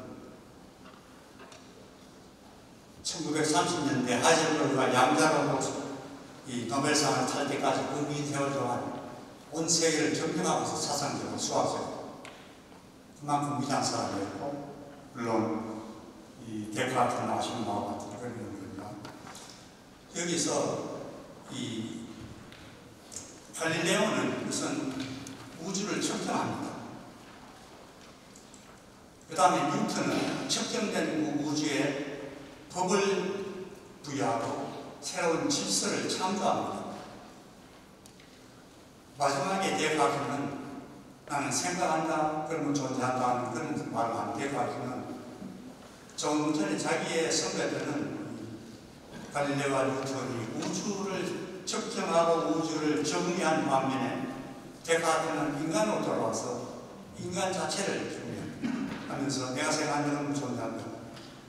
이 위험한 생각은 무엇이냐 하면, 종전까지는 그것이 경외든 정복이든 뭐 신앙이든 재성이든 간에 인간이 이런 생각을 하고 자아가식 가지기 위해서는 제3의 물체나 인간이 필요했어요. 그것이 야생동물이든 신이든 또 재생해야 될 대상이든 뭐든 제3자가 있어서 인간이 정립되고 자기의 존재에 있으니 확립되었는데, 데카르트는 이제는 필요 없어집니다. 아무도 필요 없다. 오직 내가 내 자신만의 이성으로 나 존재를 확립하고 증명할 수 있다. 생각한다 그러면 존재한다. 아주 위험한 생각이에요. 여기에 기준이 이성입니다. 인간의 이성. 제외 밖에서 오는 신앙도 아니고, 혹은 제3세계에서 오는 정보이나 가치도 아니고, 오로지 개인이 가지고 있는 그 생각, 그 사고, 그 이성이 나를, 인간을 정리한다. 다 필요 없다는 그런 생각이 됩니다. 위험한 것은 이성이라는 이 도구, 이 괴물은 이제까지 경험해본 적이 없는 동물입니다. 이성이 뭔지. 주 인간은 제3이 제공하는 그런 그 기준에 의해서 살았습니다. 정복자의 기준, 신앙자의 기준, 교회의 기준, 제외 그 문화권이 기준하는 기준, 이런 것들이 살았는데, 이제부터는 홀로 서기 합니다. 인간이 홀로 서기 시작하는 이게 위험한 상태고, 이 시대에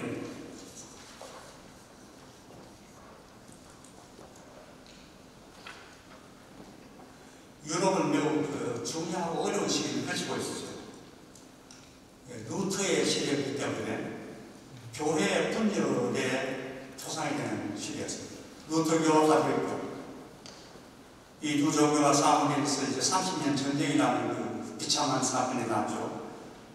아주 유럽 인구를 3분의 2로 줄인, 그 당시 인구로 기록으로는 800만 명을 압살한 그런 전쟁입니다. 작은 도시, 독일 작은 도시 마케bur그라는 도시에서는 인구 15명 가운데 한 사람이 살아남았다는 얘기가 있습니다. 그만큼 참혹하니까. 참혹했던 이유는 가톨릭 교회 개신교는 절대신을 가지고 있잖아요. 절대신 대 절대신이 충돌하니까 비상질 수밖에 없습니다.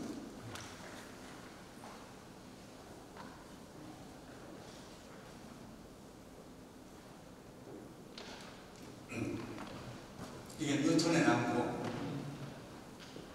데카르트 많이 닮았죠? 우리가 만일 데카르트의 두뇌 근육질하고 밑에 있는 친구의 신체적인 근육질을 합칠 수 있으면 아주 좋은 인간을 만들어낼 수 있습니다. 30년 전에 비상한 모습입니다.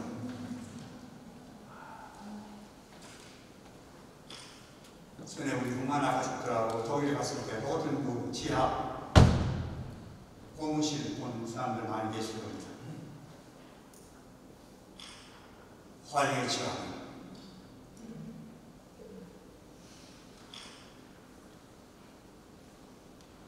첫째 이제 교회 안에서의 분열이 이 시대에 제일 적지고 두 번째로는 따라서 이 시대에 우리가 흔히 이야기하는 사람은 사람에게 늑대다 하는데 30년 전쟁, 절대신 대 절대신 그 대항하는 그 전쟁에서는 인간이 인간에게 늑대가 아니고 인간이 인간에게 성냥보다 더 큰 무서운 동물이다.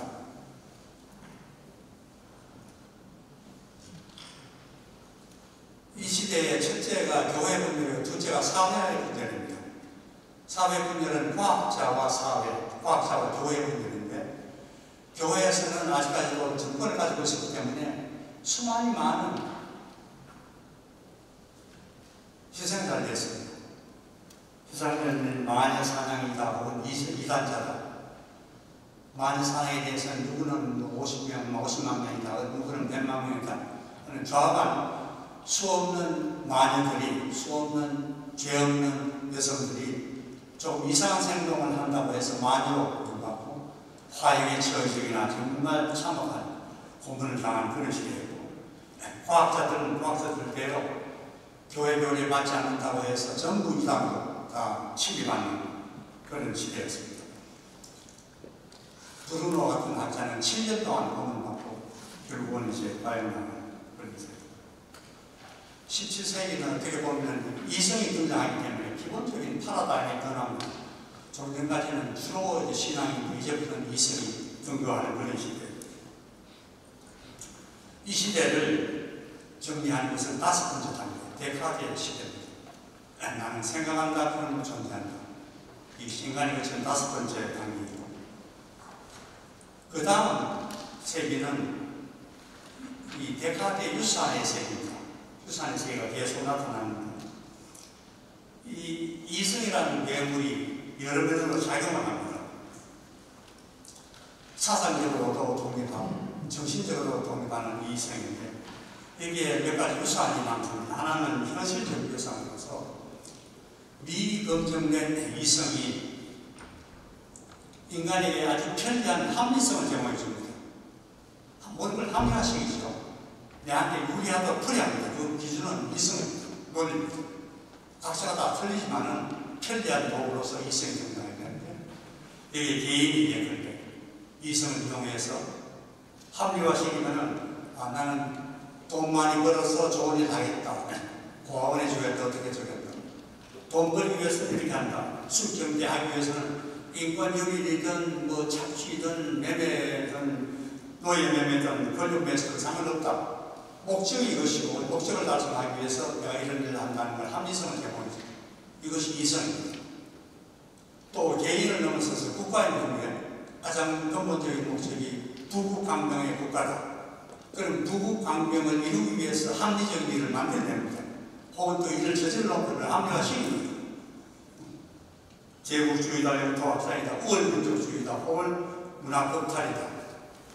우월민족주의 실체를 기억하죠. 어떤 목적을 정해놓고 행하면서 어떤 비참한 짓을 하는지 간에 합리화시킵니다. 그 도구는 이성입니다. 아주 위험한 그런 다음에는 두 번째로 사상사적인 유산을 남깁니다. 내가 생각한다 그런 걸 존재한다. 그것은 당연히 나는 달리 생각한다 그런 걸로 존재한다가 생길 수밖에 없죠.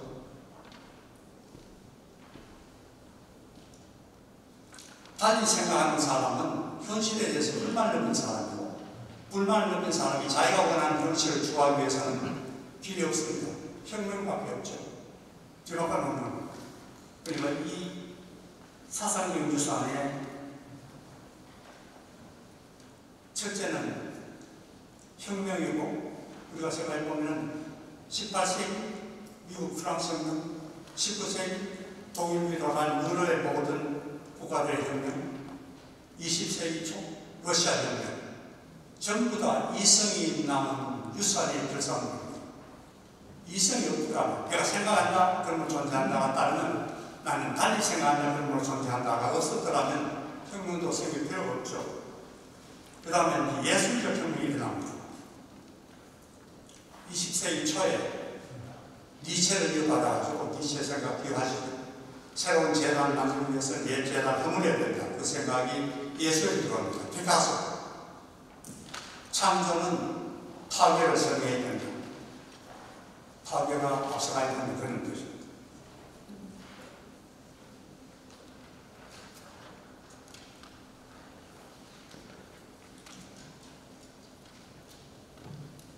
완전히 현실 파괴했죠, 피카소가. 자기의 연인 초상입니다. 어깨 보여야 하죠. 현실 파괴한 이 이성의 힘으로 현실 파괴한 이 예술작품이 2006년에 엄청난 값에 팔렸습니다.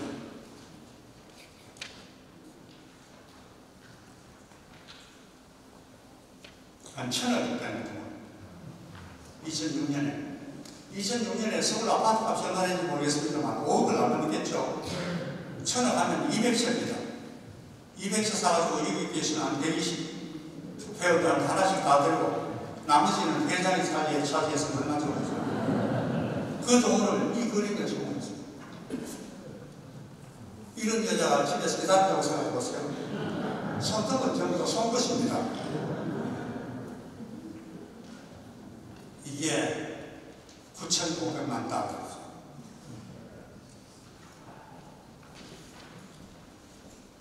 예술적 혁명에 이어서 이제는 철학적 혁명이 이성의 유산으로 우리가 받게 됩니다. 철학적 혁명하게 되면 결국 이제 형이상학적 반항으로 들어오는데 20세기에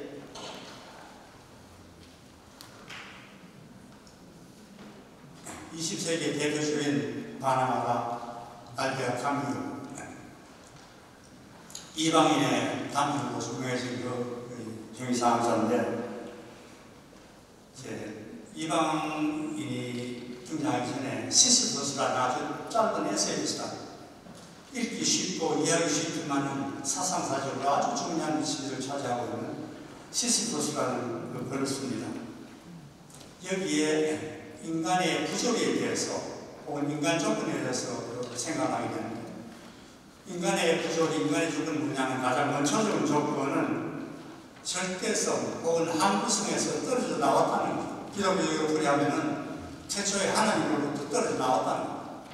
영구성, 필멸성으로부터 떨어져 나와가지고 제한성, 필멸성이 되어가지고 이것이 인간 조건입니다. 왜 이런 인간 조건을 가져야 되느냐? 싫다. 원상복귀하라. 그래서 그것이 반항의 기본 생각입니다. 그게 원상복귀 됩니까? 안 되죠. 이 형이상학적 반항의 결론은 어쩔 수 없이 나에게 주어진 이 인간 조건을 가지고 다닐 수밖에 없고, 그것이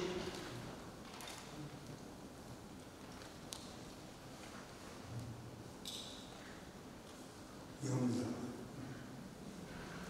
큰 바위를 짊어지고 내가 올라가고 그걸로 내려지고 다시 또 엎고 올라가고, 이것이 인간 조건인데 시스프스의 해결책은 이것을 받아들이면서 그저 웃어버린다. 이런 해결책입니다. 감교의 표현을 하면은 이 불합리적인 압설 벡터리다. 넌센스 빅토리. 무슨 빅토리입니까? 인간 조건 그대로 남아있는데 남아있으면서 그저 수용하고 혹은 인내하는 그것이 성립? 저건 그 해답밖에 내지 못합니다. 내지 못하는데 여기서 우리가 다시 또 옛날 얘기로 돌아가는 길가메시입니다. 길가메시. 물론 엔기도가 죽은 것을 목격을 하고 자기도 어떻게 하면 불사의 길을 갈 수 있을까?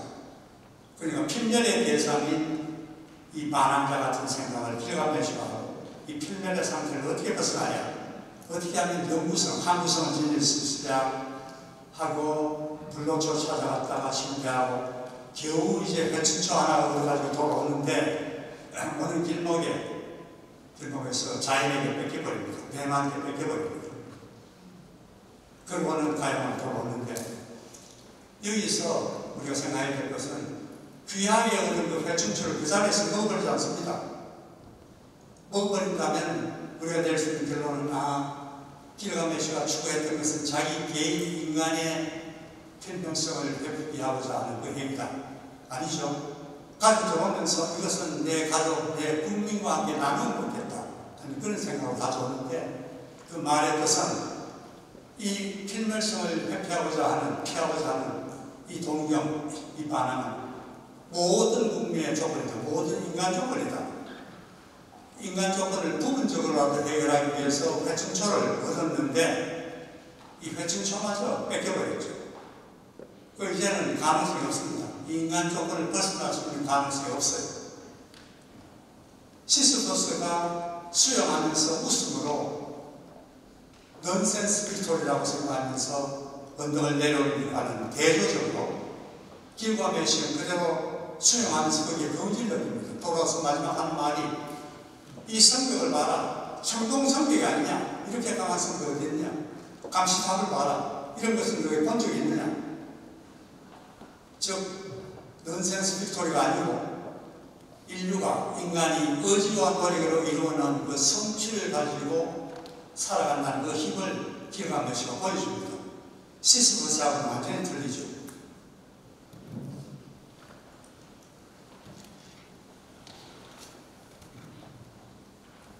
여기서 우리 정신을 봅니다. 주위에 험난한 건 많죠. 모든 것이 인간을 파괴하려는 그런 시도지만은 어머니가 아이를 안고 험난한 길을 가는, 그러나 살아서 돌아오겠다는 이 의지, 인간의 노력, 이것을 길가메시가 우리에게 보여줍니다. 길가메시가 알베카무의 대선교입니다. 반항의 대선교. 그 해답 역시 옛날의 해답이 현재의 해답보다 훨씬 더 수월합니다. 훨씬 더 탁월합니다. 업설 빅토리가 아니고 금지에 대한 빅토리.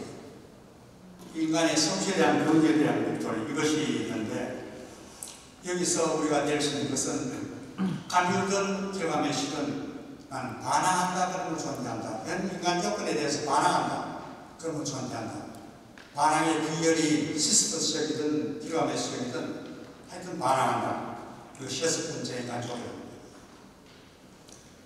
이 인간 조건이 반항이 20세기에 적용이 되면 아주 다양하게 나타납니다. 정치적으로는 이제 파괴가 되죠. 종교적으로는 성전이 일어납니다. 현실에 대한 반항으로서 난 종교적인 절대성을 믿는다. 지하하다. 현실에 대해 부조리 무질서에 대한 반항으로 낭만주의적인 질서를 요구한다 하면서 뭉쳐지면 파시즘으로 돌아가 버립니다. 잘못하면 20세기의 초상화 이성을 근거로 하는 이 반항의 결론은 수많은 전쟁들입니다. 1, 2차 대전부터 시작해서 베트남, 한국, 동남아까지 해서 여러 가지 몇십 개가 돼요. 모든 것이 데카르트가 나온 부산에 있습니다. 우리가 낼 수 있는 결론은 7개로 반항당하면 결론은 난 파괴한다. 전쟁하는 그 동기가 파괴죠. 난 파괴한다는 존재한다. 이제는 신앙도 아니고 아무도 아니고 이성도 아니고 반항도 아니고 파괴가 존재의 기본 요소가 되고 척추가 되고 이런 시대가 됩니다. 지금도 등경에 급격히 돌아갑니다.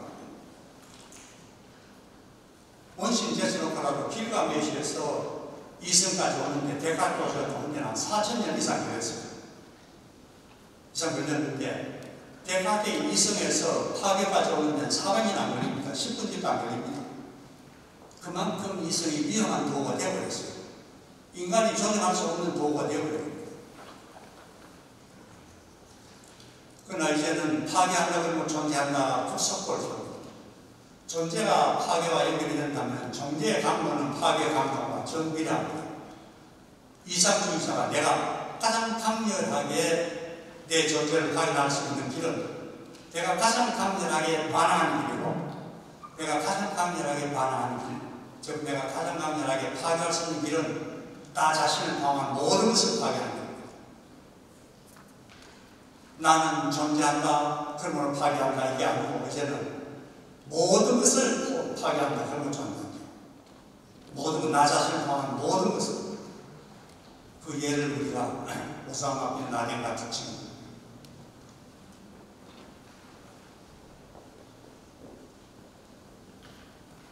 여기서 봅니다. 자살 테러죠. 이제까지 나는 살고 너는 죽자 이것도 그건 이해가 되는데 여기서는 니도 죽고 나도 죽답니다. 감당할 길이 없죠. 지금도 뭐 이북에 누굽니까? 그 친구는 뭐 폭탄 들고 니 죽고 내 죽자 아닙니까? 이게 이성의 최종 결론입니다. 존재하기 위해서는 나 자신을 포함한 모든 것을 파괴해야 된다.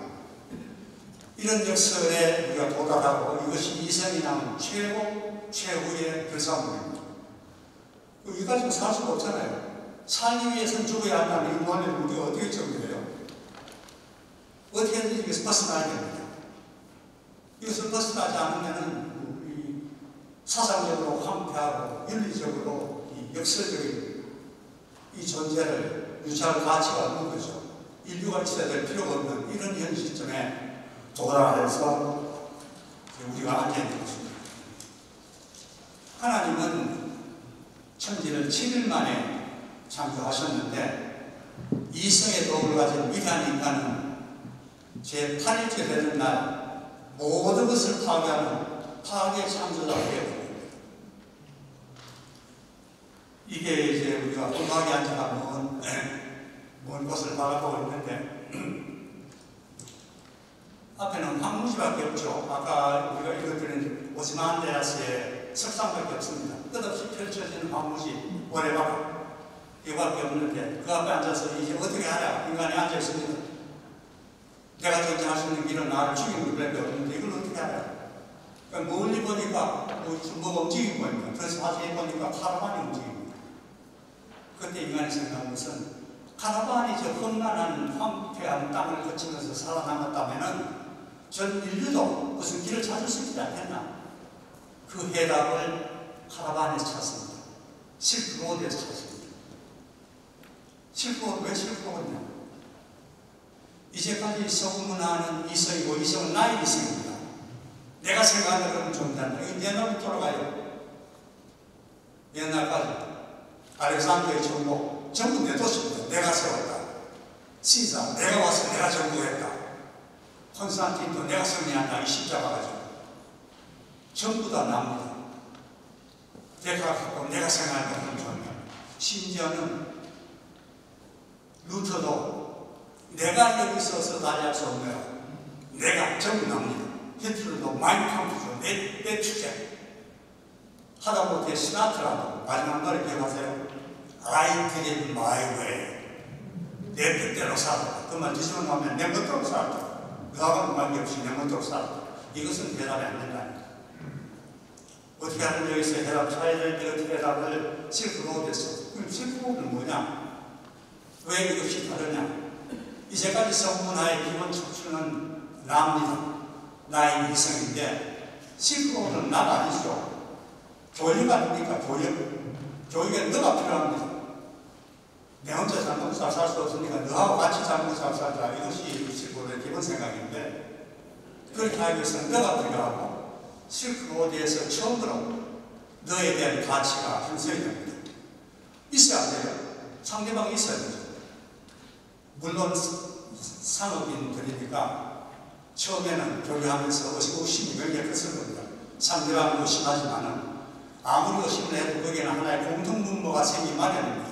어느 정도로 인정하는, 상대를 인정하고 믿어야 교류할 수 있죠. 전부 다 사기꾼으로 생각하면 못합니다. 그냥 상대방의 인격성을 존중하는, 그냥 상대방도 나와 비슷하다, 다르지만은 비슷하다, 이 상대방에 대한 인지, 가치, 이것이 실크로드가 우리한테 가르치는 데고, 이 길이 인류가 나가야 길이라는 것을 터키의 노벨 문학 수상자인 올한 파무리 이야기하고 있습니다. 수상 강연에서 그 노벨 수상자가 한 이야기는 자기 문학의 목적은 서로 다른 인간이 닮았다는 그 철칙을 전달하기 위해서 글을 쓴다는 그런 이야기. 여기 이수 교수 계시지만은 제가 이해하려고 그래요. 전에 개명대학교에 있던 이나나 교수께 하실지 모르겠습니다만 올한 한국의 모든 소설을 다 번역한 그런 학자입니다. 그 실크로드의 철학을 올한 한국이 그 강연을 통해서 보여주고 있습니다.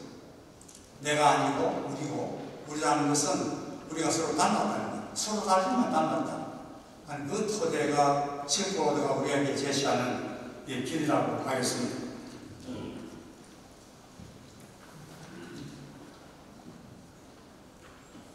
우리의 결론인데, 그래도 이제 깃발을 내면서 보니까 또 다른 깃발이 올라가요. 뭐냐? 근데 교류한다, 뭐 좋다. 너가 인정하는 거 좋다. 근데 어떤 기준으로 하느냐? 우리의 프레임이 뭐냐? 철도가 뭐냐? 그것이 부채의 자비냐? 예수의 사랑이냐? 다 합쳐진 거냐? BTS냐? 뭐냐? 그에 대한 대답을 우리가 아직 찾지 못하고 있습니다. 물론 종교에 따라서 답이 다르겠죠. 그러나 모든 인류에게 공이 적용될 수 있는 그 해답. 깃발 내리면서 새로 올라가는 깃발. 다시 말씀드리면 우리가 지난 1시간 좀 넘게 기원전 2600년에서 기원 후 2000년 거의 반만년의 역사를 훑어보았고 온 세계를 다 해설했습니다.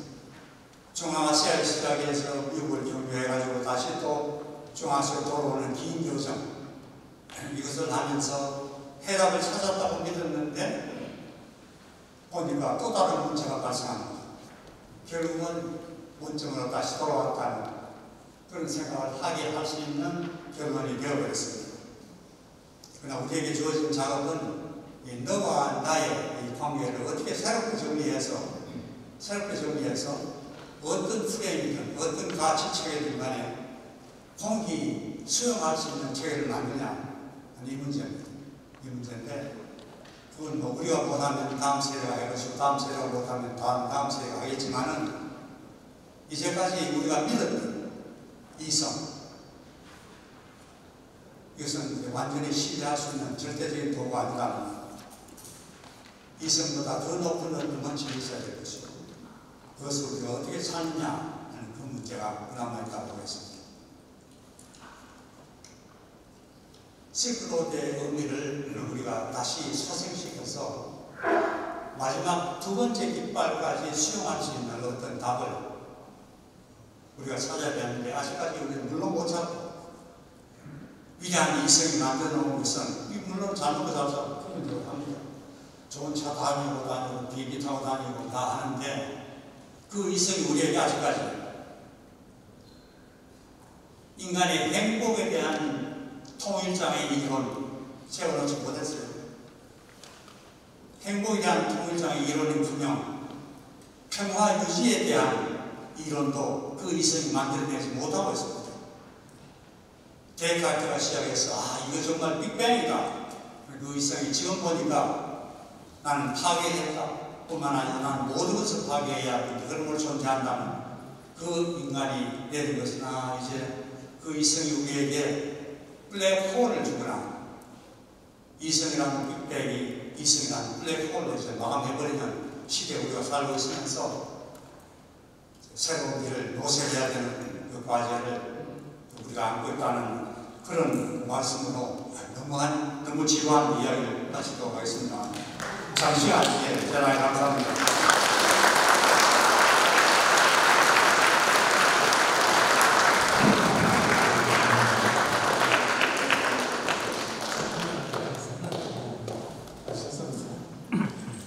저는 몇 달 동안 병원에서 공부할 때만 오늘 나와서 하는 거니까 이제 괜찮아졌나 했는 말을 좀 진정하시고 그 말을 앉아 가겠습니다. 여쭤보세요.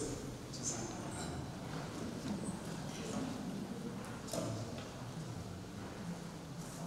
네.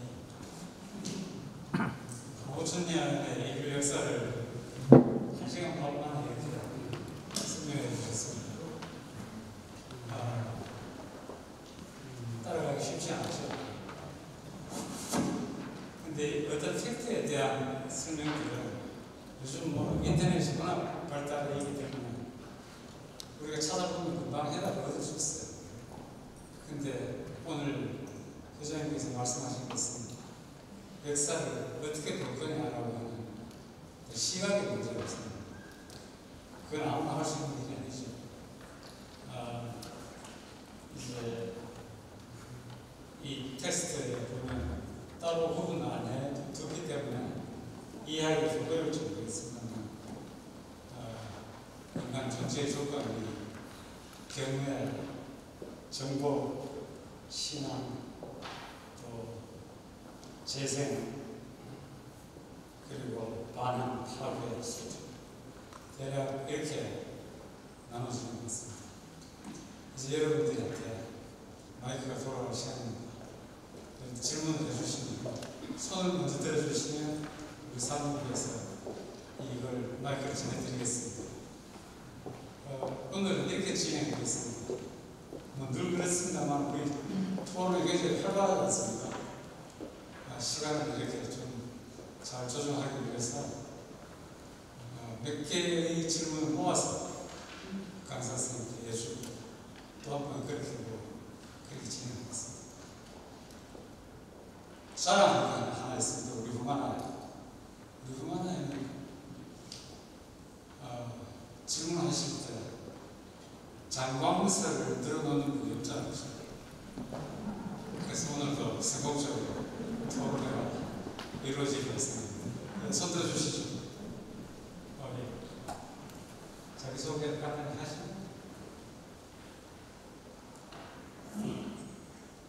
예, 타블라라사 오늘 강연은 사실 오래 전부터 기다려왔습니다. 이 텍스트도 제가 그 전에 한번 읽어봐도 있고요. 정말 거대하고 방대한 담론이어서 그저 압도당한 느낌뿐입니다만은 바로 그렇기 때문에 사이사이에 좀 틈을 메우거나 아니면 보충 설명을 좀 들었으면 하는 그런 계획까지 있습니다. 우선 이 제목이 상당히 좀 독특하게 들려왔습니다. 신의 한수, 일이 신의 그런 그 전략인가 생각이 드는데, 왜냐하면 그 철로정의 비단길, 철로도 길인데 거기다가 다시 비단길을 붙였습니다. 근데 철로는 뭐 아시다시피 하늘 길이니까 극히 종교적이고 주관적이고 정신적이고 심지어 영혼의 어떤 이야기 같은데, 여기에 거대한 문명의 이야기, 실크로드라는 굉장히 그 조금은 세속적이고 그야말로 그 삶에 대한 이야기 같은 이 두 관계를 소유격으로 연결시킨 이 전략, 이 유명한 거에 대한 해석이 좀 필요하지 않을까. 그리고 사실 본전의 철로 역정이라는 것은 제가 보기에는 철로도 길인데 역정을 다시 길기. 총장님께서는, 회장님께서는 길을 몹시 좋아하시는 것 같습니다. 세 가지 길을 중첩시켜 놓아서 여기 어떤 그 전략이 계시는지 여쭤보고 싶고, 그리고 오늘 매우 중요하게 강조하신 이슬람 중세의 그 화려한 찬란한 문명에 대한 이야기인데, 이건 지난 강연에도 여러 차례 강조됐습니다만, 여기서 제가 궁금한 것은 어떻게 해서 기독교하고 뿌리도 같고 절대 안라신, 그리고 종교가 기독교보다 오히려 더 중요하게 작동할 것 같은 이슬람권의 통해서 어떤 그 신학적인 논리로 아니면 코란의 어떤 배경 안에서 기독교에서는 그렇게 부정했던 이성과 인간 휴머니즘 과학 정신을 그 당시에 그토록 열어뒀었구나. 그러니까 작년까지 했더냐. 여기 어떤 이슬람 신학적인 논리가 작동하고 있는 건가. 그런 이제 궁금증이 좀 들었습니다. 그리고 마지막으로는 이제 회장님께서 언젠가부터 이슬람 시를 매우 즐겨 읽으시고 연구하시는 걸로 알고 있습니다. 아시다시피 회장님께서는 서구 시문학의 대가 중에 대가이시죠.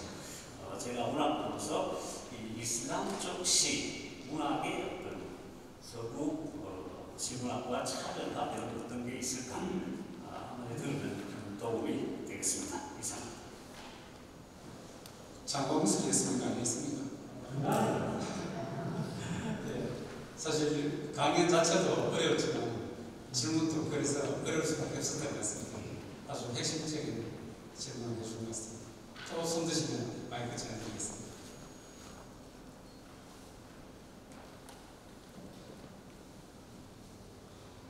제 전략이 안 맞아 떨어진 것 같은데 회장님께서 첫 번째 질문에 대한 답변을 먼저 해주시겠습니다. 그 사이에 다른 분들이 질문을 또 준비할 수 있겠습니다.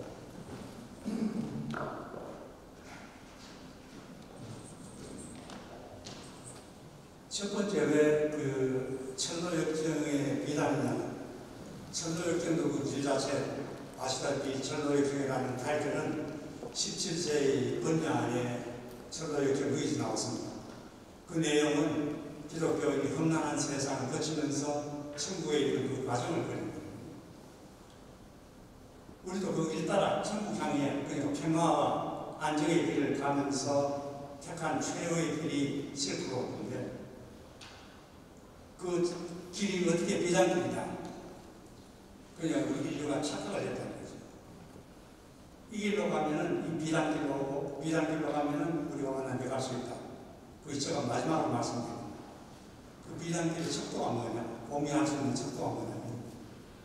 그래서 이제 먼 길, 처음부터 끝까지 물체에서 영화로냐는 또 탈육신하는 그 인류의 과정이라고 했어요. 성육신이 아니고 정신과 영혼이 물체 인간이 된 게 아니고 우리가 원하는 것은 다시 돌아가는 거다. 탈육신이다. 탈육신의 길을 철로역정을 통해서 가는데 가다 보니까 제일 좋다던 길이 비단길이 실크로드인데 그 길마저 말씀드린 대로 해답은 줄 수 없더라고요. 두 번째, 세 번째 질문은 아무래도 이희수 대감께서 하셔야 되겠습니다.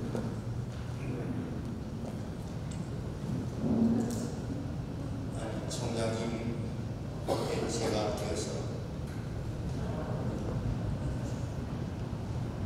30초는 소감을 얘기해 줄 것 같고요. 코로나가 맨 먼저 생겨나셨을 때 글을 하나 보내주셔서 새들 아우구스투 스위기가 코로나 시작하자마자 결국 인류 사업에는 나와 다른 생각, 다른 가치를 가진 사람을 끌어안고 함께 갈 수밖에 없는 위드 코로나가 이제 미래다라는 걸 코로나 나자마자 초기에 방향을 정해주셔서 사실은 엄청난 지성적 충격이었습니다. 실제로 그거는 맞는 말이잖아요. 그래서 그건 대단한 충격을 받았고 오늘은 제가 평생 공부를 하겠구나 총장님 강의를 들으면서 한쪽 눈으로 우리 어릴 때 옛날 어른들이 머리 뒤에도 눈이 있다고 맨날 그런 말씀을 하셨는데 한쪽 눈을 뜨고 이제 공부한답시고 세상을 바라왔는데 이제 두 눈을 부릅뜨는 것을 넘어서 뒤통수에 있는 눈까지 다 동원해서 이제 지금 그룹을 짚어주시니까 내가 좀 개명대학에 좀 일찍 왔으면 한 10년 전에만 겨우쳤어도 이렇게 훨씬 나아졌을 텐데 하는 공부하는 사람으로서 아쉬워. 근데 지금 좀 정리를 했기 때문에 이 머리 사진도 다시 시작할 수도 없고 엄청난 지금 정체성의 곤란에 빠져 있습니다. 그리고 이제 질문하신 게 대해서 뭐 주제는 없지만 이슬람이라는 게 그 메카라고 하는 사막 한가운데서 아무것도 없는 텅빈 곳에서 합니다. 무집이다. 종교적 열정만 있었고 또 장사꾼들이니까 굉장히 돈을 벌고자 하는 욕구 또 그걸 지키고자 하는 단단한 무장 외관의 영광은 단단히 갖춰줬지만 그게 지속 가능한 컨텐츠가 없었던 겁니다. 그래서 이슬람 문화의 특징은 정복한 지역의 토착 문화를 온몸으로 주워 담는 겁니다. 자기는 하나도 없어요. 그래서 이슬람은 한마디로 하면 완벽한 자통 문화입니다. 그 점을 여러분이 이해하셔야 되고, 맨 먼저 무너뜨린 나라가 동로마 비잔틴 제국을 무너뜨립니다. 그래서 다마스커스와 알렉산드리아를 무너뜨리면서 그 당시 세계 제일 지식의 창고였던 알렉산드리아가 이슬람의 수중에 들어갑니다. 50만 권의 지식 창고였잖아요. 그걸 보니까 여기서 플리티우스라는 놀라운 학자를 발견합니다.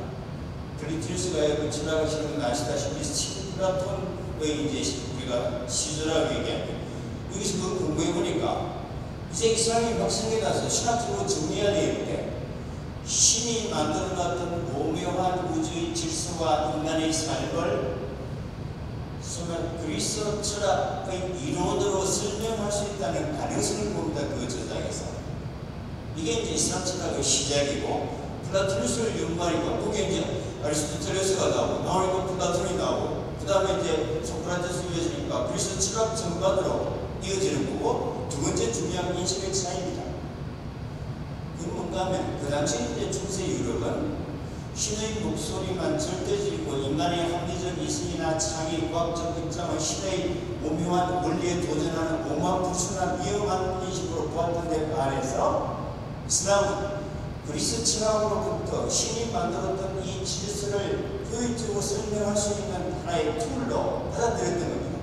이 인식의 차이가 소위 말하는 서구 학문과 이슬람 학문의 차이를 낳는 엄청난 대사건이 되는 겁니다. 그런 면에서 이제 그 리더십 하에서 신의 영역을 도전하지 않는다는 절대 전제하에서 인간에게 무한의 과학적 탐구와 이성을 허용한 겁니다. 그 이제 학문 세계의 리더십. 이게 이제 이슬람 8세기부터 총장님 설명하셨던 이슬람의 소위 르네상스 황금기로 이제 같은 겁니다. 인간의 합리적 과학과 이성을 이제 신의 영역을 침범하지 않는 전제하에서 허용하는 인식체계와 소위 말하는 인간의 이성을 어떤 신이 만들어 놓았던 그 원칙의 우주론에 저항하는 오만불순한 시도나 도전으로 넘기려고 했던 유럽의 짧은 인식의 차이가 엄청난 걸 만들었고, 결국 이제 루터 이후에 서구는 가이사의 것은 가이사의 것으로, 하나님의 것은 하나님의 것으로 해서 신앙과 이성을 완벽히 구분하면서 무한의 행복 발전의 문을 열어주는 이슬람은 결국 신의 영역을 침범할 수 없다는 절대 명령 때문에 아무리 해도 인간의 합리적 노력이 신의 명지 못하니까 이것이 결국 오늘날 이슬람 체계가 18세기 이후에 이제 서구에 뒤지게 되고, 지금도 신의 영역에서 감당 못하고 이제 억제당하고 있지 않습니까? 신정기 지체제. 뭐 크게 보면 아마 그런 입장이 아닐까 싶어요. 그래서 적어도 이제 르네상스 직후까지만 해도 뭐 이슬람이 유럽에 끼쳤던 영향은 그런 면에서 절대적인 것 같고, 그동안 유럽이 버려놨던 것을 톨레도나 시칠리아를 중심으로 그런 뜻으로 이슬람 학자들이 준비하고 축적해줬던 것을 유럽에 전해줘서 유럽을 교화시켰는데, 오히려 이슬람은 그걸 이제 수용하지 못함으로써 나중에 이제 패배하고 낙후되게 되는 그런 계기가 아닌가 싶습니다. 크게 보면 고맙습니다. 감사합니다. 근데 강의는 우리 총장님께서 하시고 또 보충 설명 이수 교수님이 하셨는데 목은 제가 말했죠. 한마디 한마디 놓칠 수가 없어서 여러분들도 다 긴장되시죠. 모르면 모른다고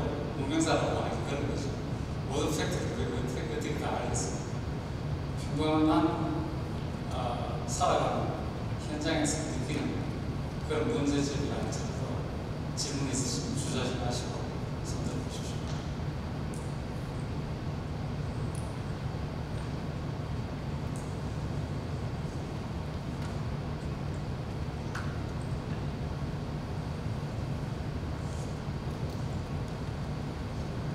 오늘 조영인 강사님께서 너무 거푸신 것 같습니다. 예, 기가 막히게 6시, 4시에 시작해서 6시 끝납니다. 딱 마칠 시간이고, 광고를 가기 전에 강의를 마무리한다는 뜻에서 여러분들 강사 선생님께 박수 한번 부탁드립니다.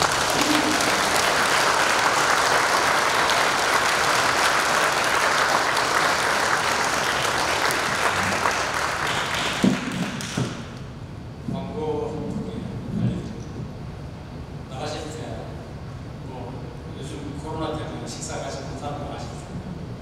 간식을 준비했던 거 하나씩 받아서 가시면 좋겠고. 그만한 다음 모임은 11월 때부터 12월 18일. 칼렌더 기억을 해두신 거 12월 18일의 주제는 뭐냐면 모차르트의 레퀴엠. 오늘 우리 선생님이 라카파넬라 이런 엄청난 곡을 우리한테 들려주셨듯이 이 레퀴엠 역시 아무 데서 들을 수 있는 거 아닙니다. 근데 그걸 비전공적인 음악 전공하시는 분들 그렇게 많지 않아요.